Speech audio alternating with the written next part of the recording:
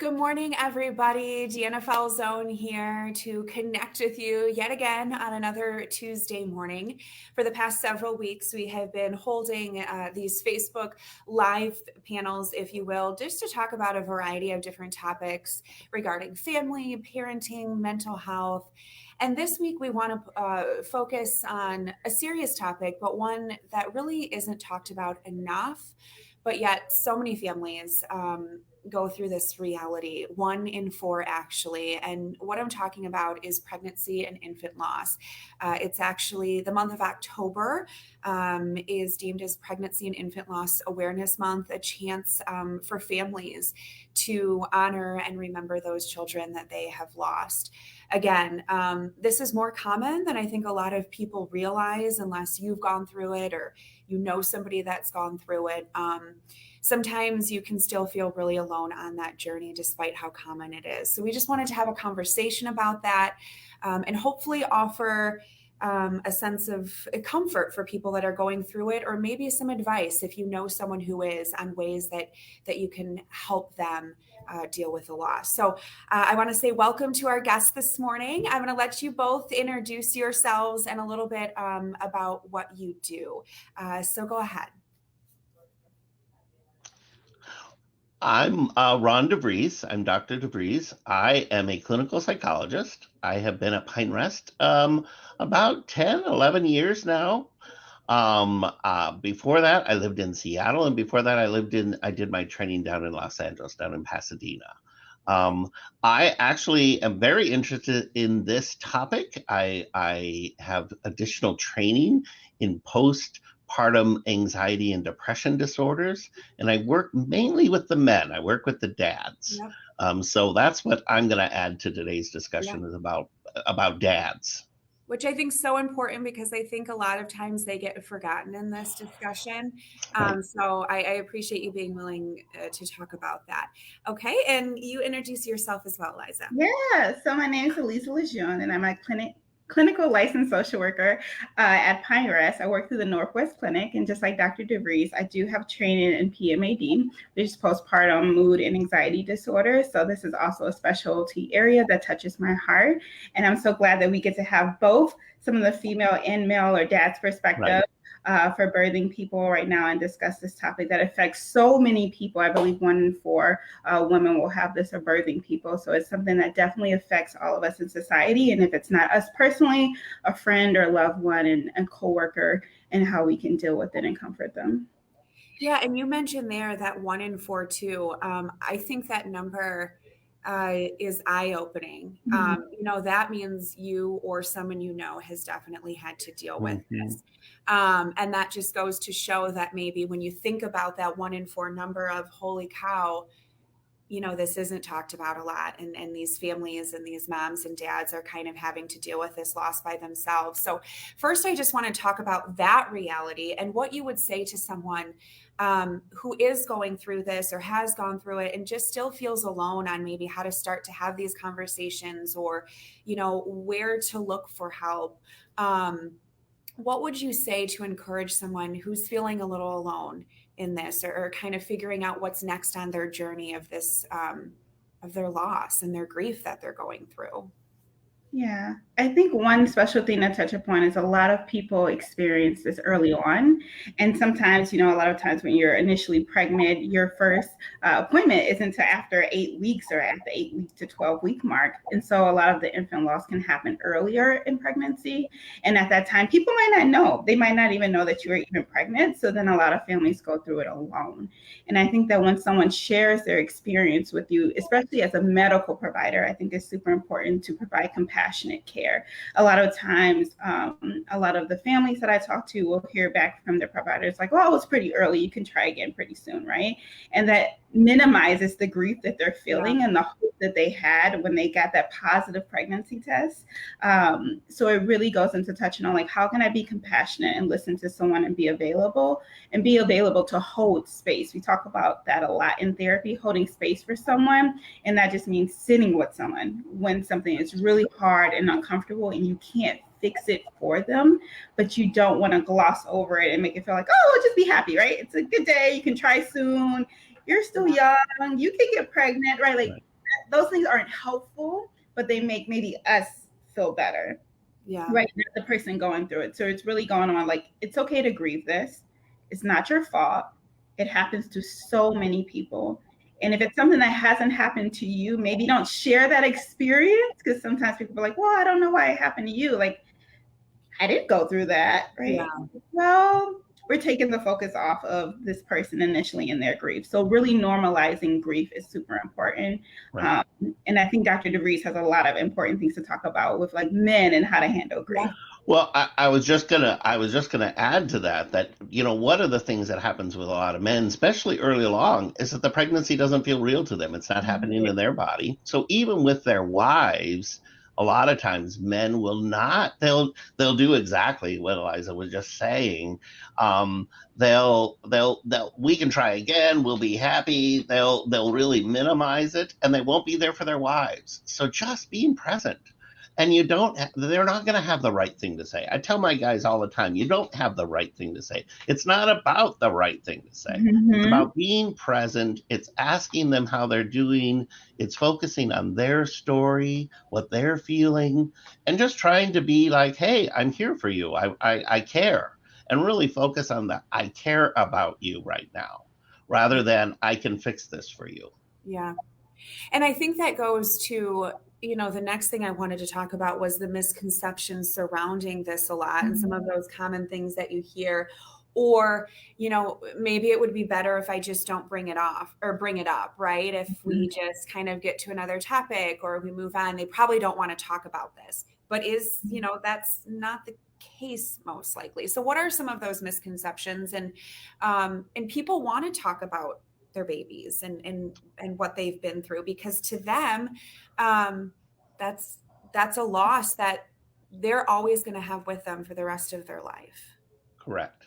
That's probably the biggest misconception, is that people don't want to talk about this, or that you're going to say something that adds, you know, I'm going to say the wrong thing. So I just won't say anything at all. But then you talked about that aloneness, and that's what men and women talk about in this area. That they just feel like, oh, I don't want to bring everybody else down. I don't want to talk about this, but yet I'm feeling the pain inside. Absolutely.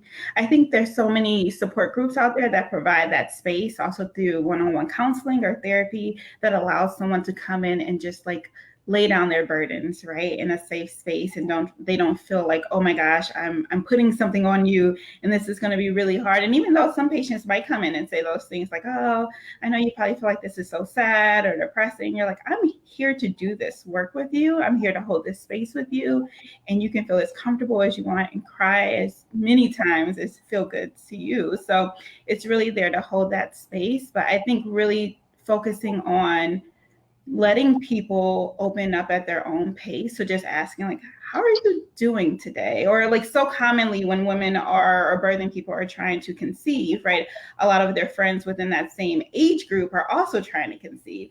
So you're going through a loss at the same time that someone might be announcing their pregnancy on Facebook, right, or Instagram, or doing a photo shoot, or having a birth.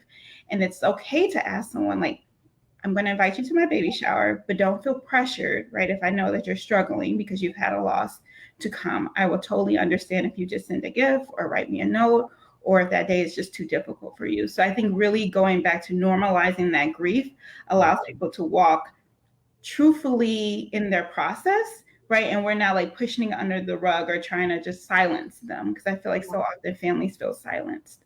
Yeah. And I think, you know, like you said, you have to allow yourself to grieve.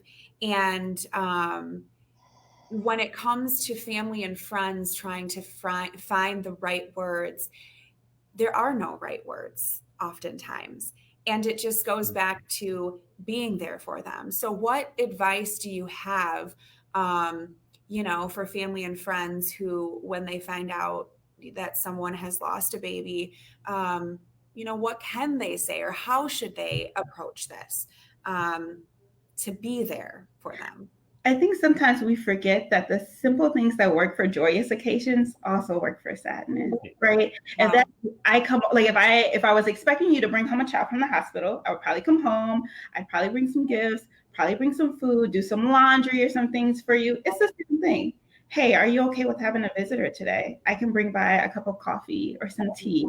We can sit and talk about this if you want, or we can put something funny on and watch it, right? Like, I just want to hold space and have time with you. I can do laundry if that's okay with you. I can wash dishes. I can help you prepare a meal or take your kids out. Like, if you have other kids, because this happens to people who have families already, right? Like, pregnancy and infant loss isn't always just like your first pregnancy. You can go home from the hospital and have a miscarriage or a stillbirth and have other kids that you have to explain this to, right? So it's like, okay, I can take your kids to the park, or we can go to the apple orchard, it's fall, while you just have time at home to cry or do what you need to do. So I think the same things that work in happy occasions, we can then translate them over to sad occasions. So it's not reinventing anything new. It's really like, okay, what would I initially do?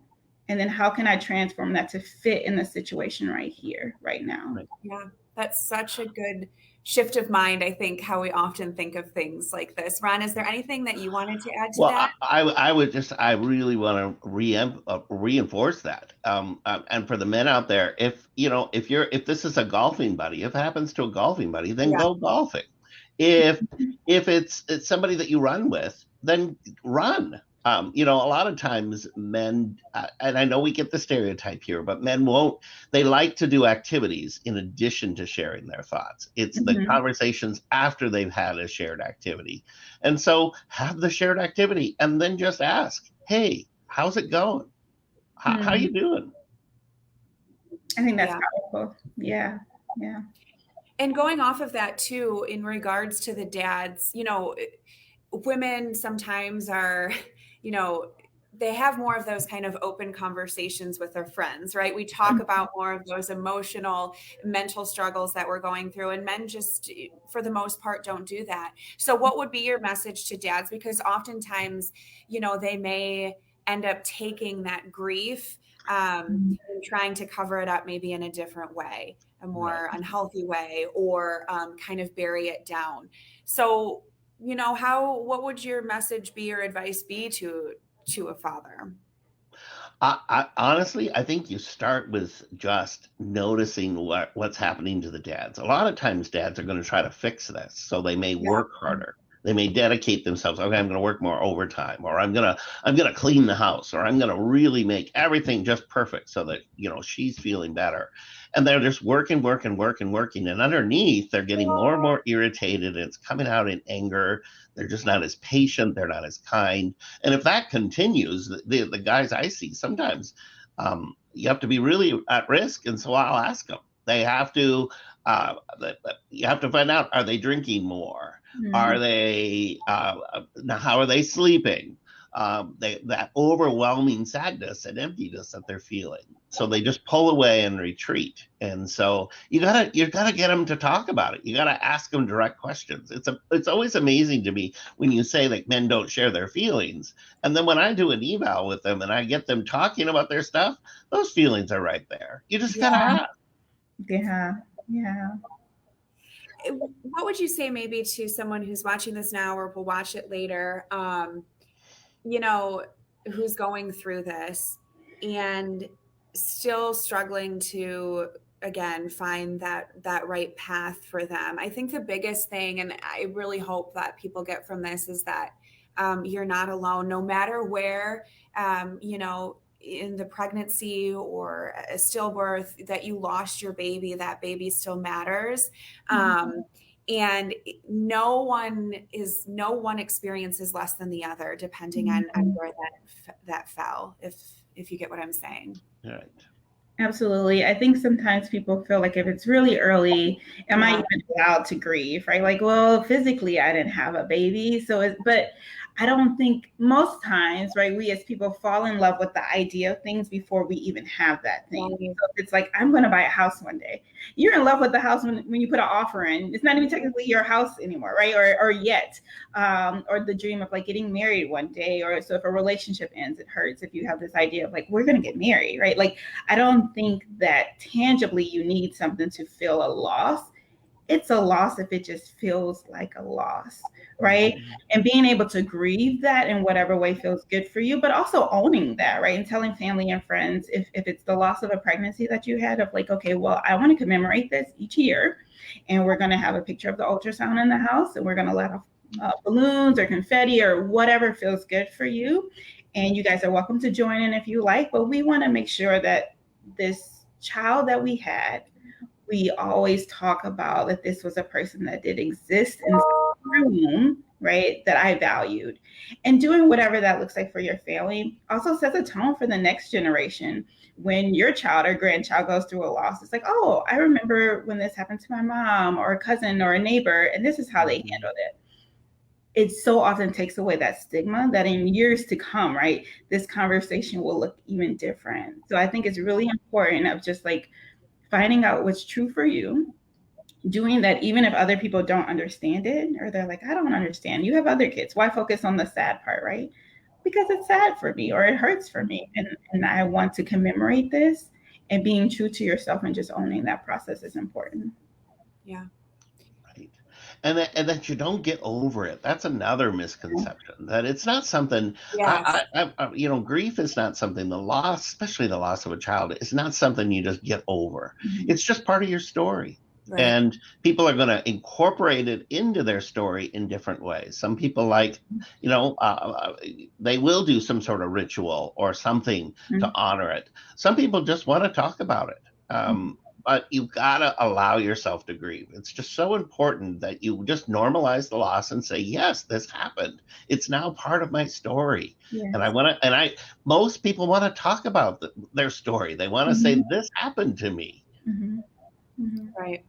And the more that those conversations are out there and people start seeing that, the more they'll feel comfortable talking about their own story. And that kind of leads me to my next point of how important, finding, maybe a support group is. And especially now in this day and age, a lot of them are still over Zoom. So maybe people who have been hesitant to go to an in-person one, right? This is a nice opportunity where you can still do it from, your own home. And so let's talk a little bit just about, what you've seen or reaching out to help, like maybe people didn't even realize that there's therapists and doctors out there that focus in this kind of stuff to help them through this journey, that they really truly are not alone. So let's talk about some of the different resources available and how important it is, to maybe find one that works for you.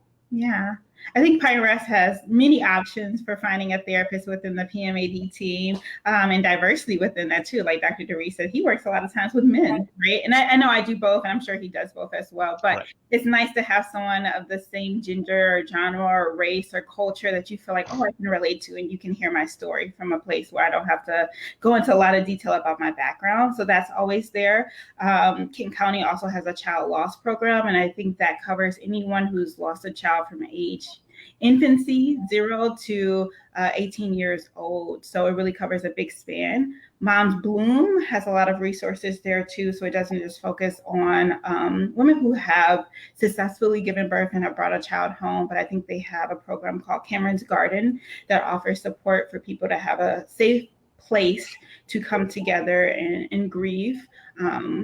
And then there's tons of books out there and resources. A lot of people on YouTube might share their stories, but it's also pacing yourself, because sometimes when something traumatic happens, we want to dive completely in and find an answer. Why did this happen? Why did this happen to me?